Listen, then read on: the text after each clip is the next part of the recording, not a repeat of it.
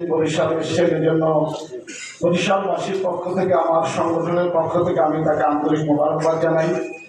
সেই সাথে সাথে তার বোর্ড অফ 92 থেকে 93% মুসলমানের দেশে এই দেশটা আসলে আমরা যে ইসলামী তাহজিব তামাদ্দুন নিয়ে আসি, কারণ চারিদিকে ভাবো, একদিকে বঙ্গোপসাগর আর একদিকে মিয়ানমার।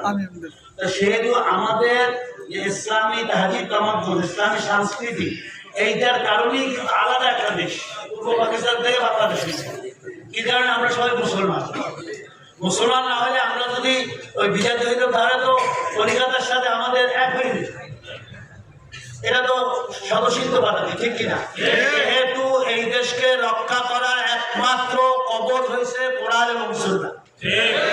এই দেশকে রক্ষা করার জন্য সমস্ত বাইরের ষড়যন্ত্র থেকে, এই দেশকে রক্ষা করার জন্য স্বাধীনতার সার্বভৌমত্বকে রক্ষা করার জন্য, শান্তি আনার জন্য আমাদেরকে মুসলমানিত্ব নিয়ে, ইসলামী তাহজিব তামাদ্দুন নিয়ে আমাদের সমস্ত জায়গায়, আমাদের শিক্ষা প্রতিষ্ঠানগুলো সব জায়গায় ইসলামকে ছড়াই দিতে হবে। হাসিনা পালাই যাইয়া কিন্তু ভারতে আছে, সে চুপ করে নাই। তার যারা আছে তারা সবাই কিন্তু ষড়যন্ত্র করতেছে।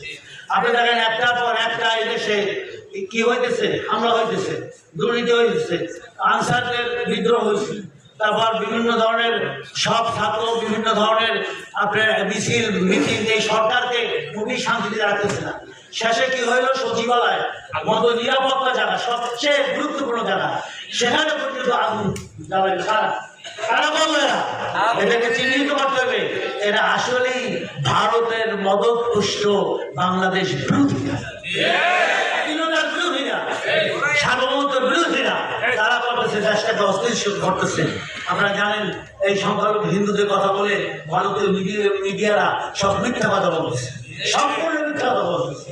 এই জন্য আমাদের ঐক্যের কোনো বিকল্প নাই। আমরা যে দল মত ধর্ম নির্বিশেষে আমাদের যে দেশের জন্য, স্বাধীনতার জন্য, আমাদের এই বাংলার মাটির জন্য সবাইকে এক ভালো ঐক্য হয়ে কাজ করতে রাখিয়েছি। ছোট মোটো যত ভুল ত্রুটি আছে যেগুলার নকল নিয়া ওগুলা বাদ দেন। এখন আমাদের দেশ আগে, মাটি আগে, দেশকে রক্ষা করার জন্য যা কিছু দরকার প্রয়োজনে বুকের কাজে রক্ত দিয়ে এই যারা বাংলাদেশ বিরোধী, যারা শত্রু বাংলাদেশের, তাদেরকে আমরা প্রতিহত করবো।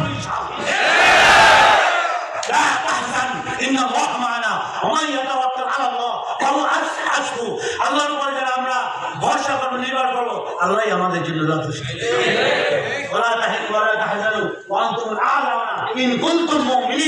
তোমরা কোনদিন ভয়ভীত সন্ত্রস্ত হইও না, তোমরাই মোমেন, তোমরাই জয় মোমেন হতে হবে। এ ব্যাপারে আমাদের ঐক্যবদ্ধ থাকতে হবে, এর কোনো বিকল্প নাই। দ্বিতীয়ত আপনারা জানেন যে আমাদের বর্তমান ধর্ম বিষয়ক উপদেষ্টা মহোদয় 5 জন আলেম বাংলাদেশ থেকে গভর্নর হিসেবে